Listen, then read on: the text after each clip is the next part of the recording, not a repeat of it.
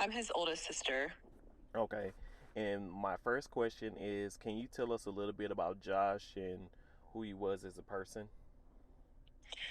Yeah, he was like the most kind-hearted, loving, fun, hilarious, hardworking, just all around good guy. I mean, I've been thinking about writing an Instagram post, just to let everybody know the situation. And it's just been so hard to figure out what to say because there's so much to say about him. And I don't know, he was the best. Okay. In the state that Josh was found, do you and the family suspect there was foul play or something happened to him? Oh, absolutely. I mean, when I got the phone call initially, it sounded like it was a bike wreck. And then, of course, once we got there and I was able to see him in the hospital, it was very clear that it wasn't a normal bike wreck. Like, just the, he had really had no abrasions on the rest of his body other than his face. And so, I've been in a bike accident before, and my hip was all messed up, my arm was scraped, just kind of the whole left side of my body. But it honestly just looks like he had a blow to the head, and he was also found on his back, which doesn't line up at all with his injuries. So that right there told me that there was something more than just falling off a bike. And when you say bike, a motorcycle or a bicycle? An electric bicycle. Electric bicycle. Okay. Yeah. Um, have you guys talked to any friends that he may have had here in Austin to kind of see where he was the night that he was found or anything like that? Yeah, so his coworker actually was uh, out of the country, and he was going to go feed her cats. And so initially he was supposed to text his boyfriend when he made it, and he didn't text him. So of course his boyfriend tries to call him and he's not answering. And then he looks at his location and sees that it hasn't moved from this random spot in like, 10, 15 minutes. And he decided to go check that spot, and that's when he found him. Okay, so the boyfriend found him. Okay. Okay. Mm-hmm. Um, man. Um, I know. um,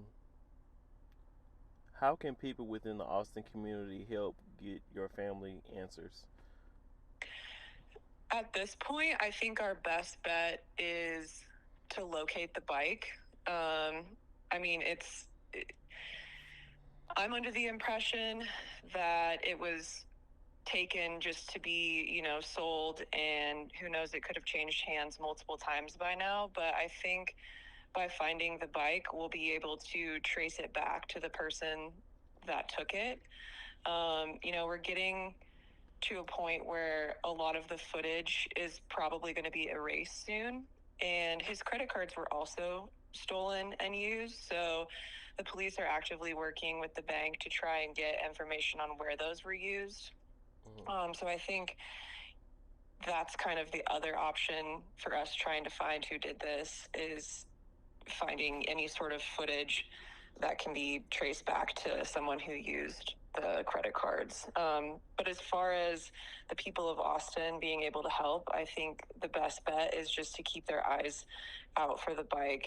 And it thankfully has a VIN number. So if anyone buys a Mod 3 green bike, then check the VIN because it very well could be his.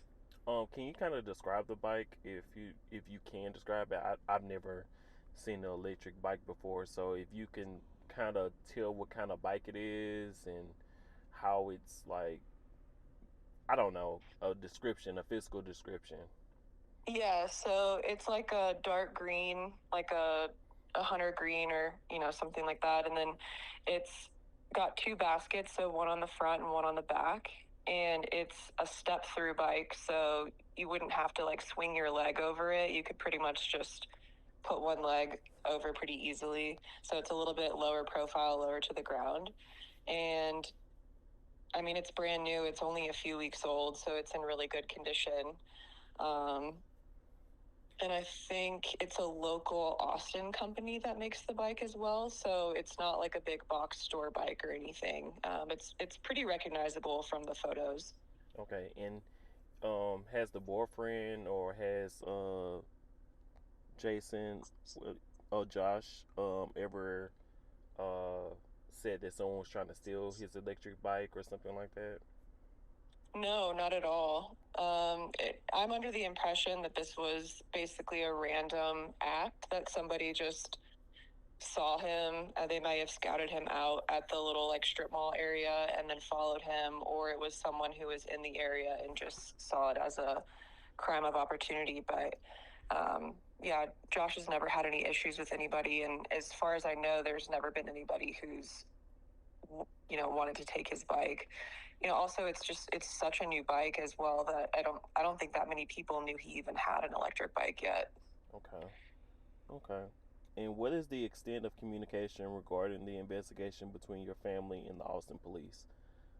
We're pretty much in contact every day at this point. And that's, me, my father, his boyfriend. There's been quite a few people.